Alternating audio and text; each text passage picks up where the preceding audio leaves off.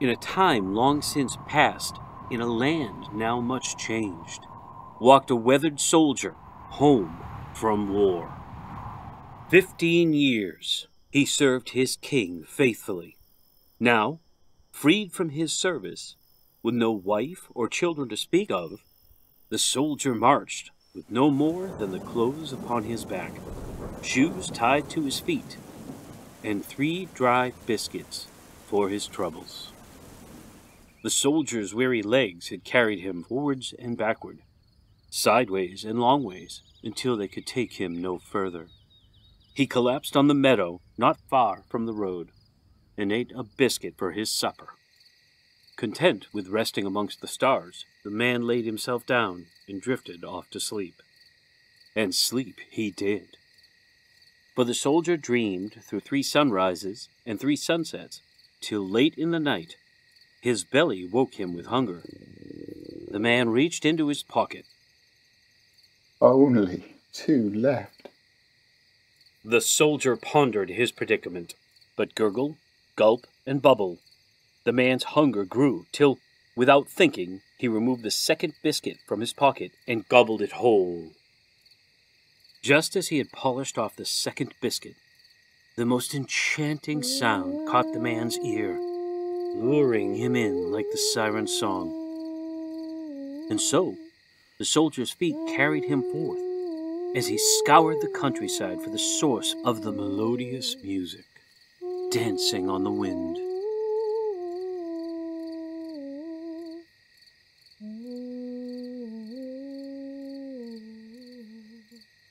Up over the hill, past the bridge, and through the fields, the man's feet carried him, till he stumbled upon the warmth of a fire, and nestled in the thicket was the source of the sound. The lonely woman singing to the flames, so taken with her song, he thought, Fortunate am I to hear beauty such as this.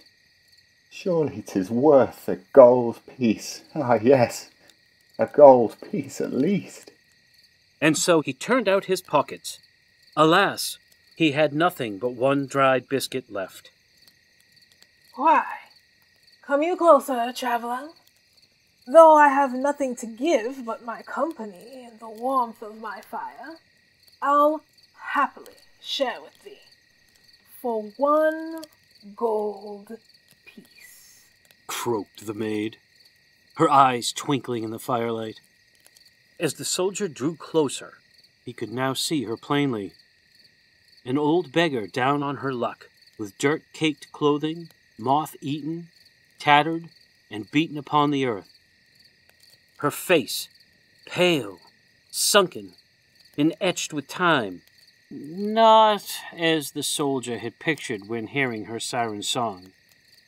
I lament that I have none to give. 'Tis not right, his conscience weighed. The soldier grappled, for despite her ghastly appearance, ne'er had he heard such a beautiful sound as the beggar woman's song. Well, He thought, twirling his last biscuit, once, twice, 3 times, betwixt his fingers. I do have this. And no sooner had the soldier removed the biscuit from his pocket did the old crone snatch it greedily from his grasp. Ah, such a fine man to share with one down on their luck. You look as if you could do with a bit of luck yourself. I, soldier? The beggar rummaged and scrambled through her layers until she presented him with an empty sack and a dilapidated deck of tarot cards. The man stood for a moment, bewildered by the crone's gifts, for he had nothing to carry, so what need he of a sack?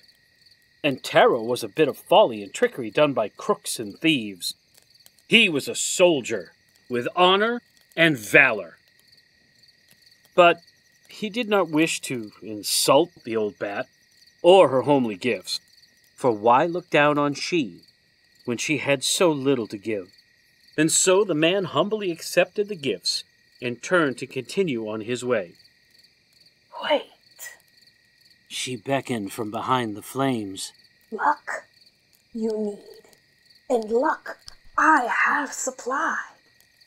These be no ordinary objects, for sometimes things are not as they seem. This be not a common sack. Should you meet a creature, beastie or spirit, behest it, get in, and it will do as you bid. And these be not any old deck of cards. Ask anyone to tap them thrice, deal the cards face down, and it will be the future you hold in your hands. The soldier thanked her again, and shaking his head in disbelief, journeyed forth. He went on and on, maybe far, maybe near, maybe short, maybe longer, who knows, until he arrived at a pond, cool and deep. The man removed his shoes, for his feet were weary from travel, and dipped them into the pool below. A school of fish brushed him by. The soldier suddenly remembered the old woman's words. Should you meet a creature, beastie or spirit, behest it, get in, and it will do as you bid. No harm in humouring the old goat, now is there? The soldier chuckled to himself. So the man opened the bag and instructed the fish. Get in, I command thee. As quickly as he uttered, "Get in," the fish climbed one after the other into the old sack. The soldier, dumbfounded, grabbed the bag, tied it up, and went merrily on his way with a newfound skip in his step. He traveled what seemed to be ages, left foot, then right, carrying him along until he came upon a sleepy town which stood in the shadow of a once great castle. In that town sat an eating house which was welcoming to travelers and weary souls. Innkeep, I have travelled far and need food and lodging. Should you cook this fish for me with thyme and lemon, bring me ale, and provide me a feather bed, I shall give you the rest as payment for your troubles. Yes, sir. Right this way. And all but too gladly did the innkeep wait on the soldier, for business was scarce, and his stomach growled. After a good night's sleep, with cheer in his heart, drink in his cup, and a belly full of yesterday's spoils, the soldier said to the innkeep, What a beautiful castle up there on the hill. Shame the windows are all busted and smashed. Come to think of it, I have not seen a fire, nor a creature stir inside its walls. Say you, does no one live there? Aye, that's correct, sir.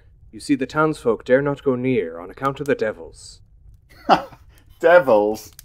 The soldier snorted, half drunk with ale. Yes, sir. Nightfall comes and the devilish rogues crawl all over the place, smoking and drinking, making all kinds of mischief. The last traveller who went up there in hopes of getting them's devils gone was never heard from again. Something frightful it is. Best to leave it alone, sir. But leave it alone, sir, the soldier could not. That evening, tucked away in his feather bed, the man tossed and turned at the thought of those devils. The castle creaked in the wind and called to him as if it were the old siren's song beckoning to him. And so, the soldier conceived a devilish plan to banish those beasties once and for all. The following sunset, out of the tavern and up the hill the soldier jaunted to confront those devilish devils. Onward and upward his feet carried, till he came to the grandiose door, like a looming giant, standing guard, lofty and wide. Broad iron knockers hung dormant, dressed in dust, fine and thick. The man reached out his hand, and clang, clang, clang! The knocks reverberated throughout the castle halls, boisterous and booming. But no creature, Ghoul nor spirit stirred to answer the soldier's call. After a while yet, when the clock struck upon the witching hour, the downhearted man shuffled back from whence he came. Almost midway, the soldier stopped. The rustling and flapping of wings, followed by a cacophony of cackles, rang from the depths of the castle. Post-haste, the soldier sprinted up the grassy knoll and threw open the doors. Aha! But the castle was empty. Nothing but cobbled stone, wood, and iron. Cobwebs danced as he scoured for those devils, here and there, everywhere. But none were to be found. The soldier had all but given up when he saw 3 pairs of rubicund red eyes peering at him from the rafters above. Ahem! You up there! Are you the devils of this forgotten place?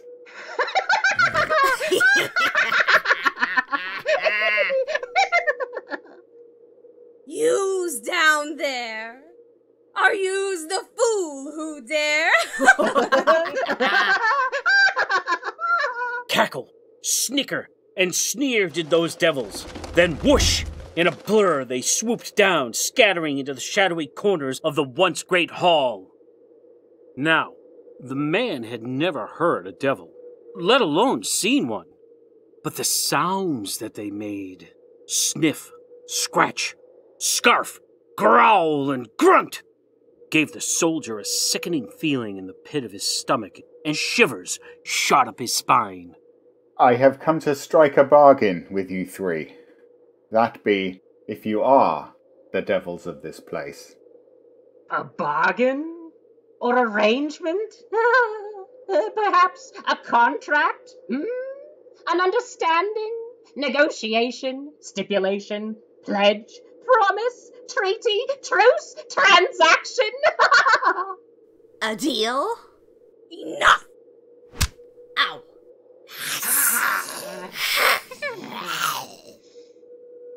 We's do not bargain with men. We's take what we's want. And besides, mortal, what have yous to give us's? The soldier pulled from his pocket the dilapidated deck of tarot cards he had received from the witch in the heather. Luck I have, and luck I can supply. Here are my terms, devils. I bargain that I can tell you your futures. Should I guess right, you shall leave this place, back to your hellfire, ne'er to return. But should I get one of your fortunes wrong, then I shall give you this sack. Yous offer us's a sack. A sack? A common bag? A duffel? Purse? Pouch? Hold-all? Handbag? Knapsack? Suitcase? Saddlebag? Tote? An attaché?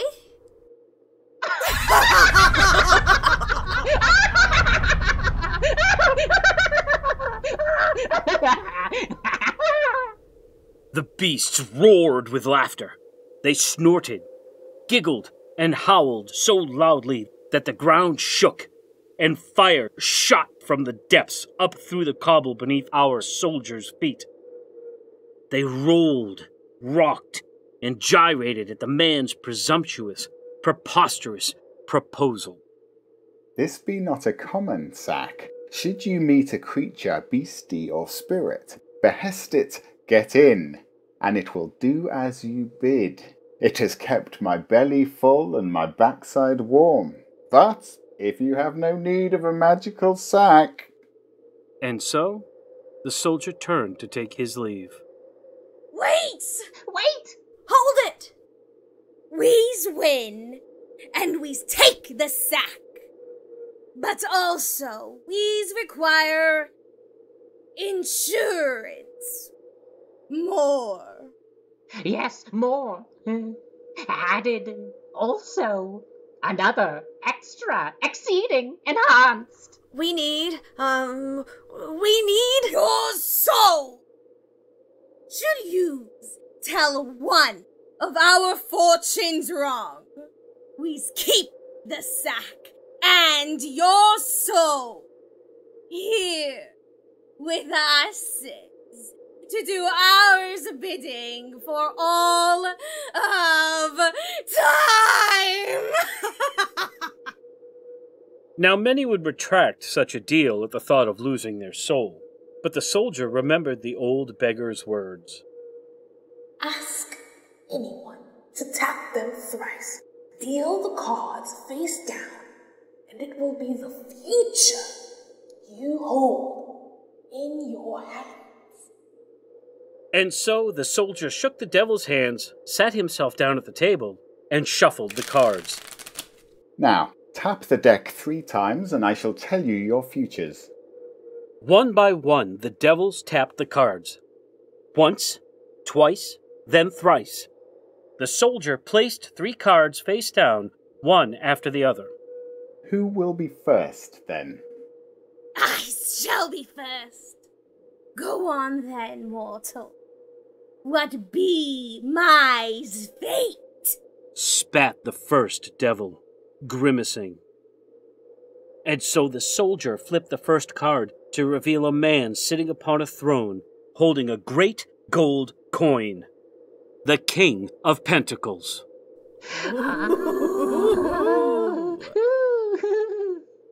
You, devil, are to come into a great fortune. To create wealth, remove 1 horn from your head and plant in the soil at the foot of the mountain. Allow the sun to set, and it will sprout golden coins. Me? Myself? My turn, my chance, my opportunity. Demanded the second devil. And so he flipped the second card, but this time it was upside down. Another man upon a throne, holier than thou, dressed in red, lording over 2 acolytes. The Hierophant. In your presence you feel powerless, but I see rebellion followed by freedom. To achieve this, remove your clothes in the red dawn and tie them in the highest branch of the largest tree. When the moon shines, cut them down and put them on, backwards. Only then will you see clearly how to steal back your power. What about me? Exclaimed the final devil.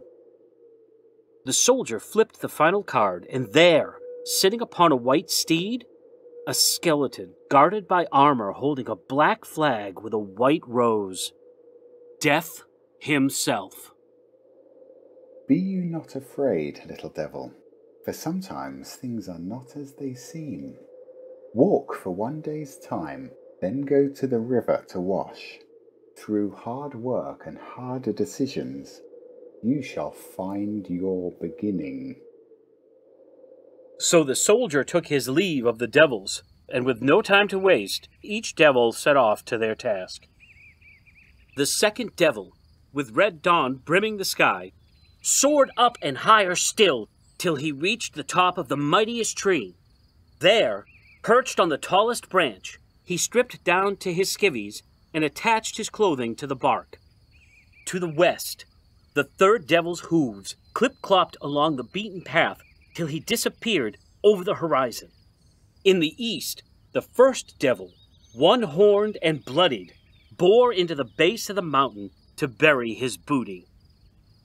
That evening, when the sun gave way to the moon, the second devil returned to the tree and dressed as the soldier bade him, backwards. And then he waited for his surety, a clarity, the path to steal back his power, as the man had prophesied, but nothing. He felt more foolish and less powerful than ever before. Aggravated, exasperated, infuriated, incensed, inflamed, fuming and boiling am I. But wait! There, at the basin of the eastern mountain, glistened his opportunity, for his elder brother's horn had sprouted golden coins, as the soldier foretold. All at once, the second devil knew with certainty what he must do. The first devil, having tended to his wound, shuffled back to the base of the mountain to claim his treasure. Remove one horn, he said. Leave it in the dirt, he's bade. I's best have gold to fill my's coffer, or I'll eat that mortal, bones and all! Things looked grim for our soldier, for when the first devil reached his destination, no gold was to be found.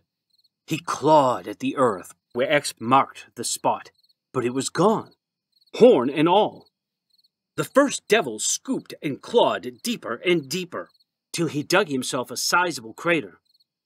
Downtrodden and fatigued, the devil dropped.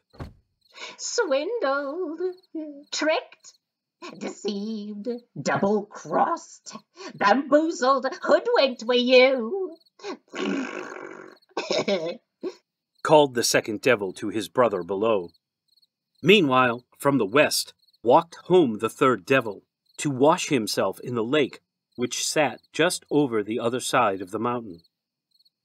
As he grew nearer, the third devil heard clawing, scratching, and slashing from the pit below. There, at the bottom of the hole, lay the first devil, but he did not stir. The second devil paced, frenzied and raving as he tossed about the golden coins and kicked at the dirt. Authoritative, almighty, dominant, omnipotent, sovereign, supreme, all-powerful am I! And though the youngest devil called out, his brother could not hear, for he had gone stark, raving mad with power. The third devil, frightened and ashamed, crammed the turned earth back into the pit, and there, deep beneath the soil, the eldest devils stayed. And so walked he to the water to wash off the shock of what he had seen. When the youngest devil emerged, he caught his reflection in the pool, and saw not a devil, but a young human boy, no more than 10. The boy finished washing, and walked on past the castle, once haunted, down the hill to the town, once terrorized, till he came to an eating house. Inside he found the innkeep and the soldier. He told them the tale of his brethren's fate, and how he himself had been transformed. After a good night's sleep, they returned to the foot of the mountain to find the gold had overgrown, up and out of the pit, into a luminous garden. With their newfound fortune, some elbow grease, and good old-fashioned hard work, our unlikely trio closed the tavern and refurbished the castle in anticipation for a grand reopening.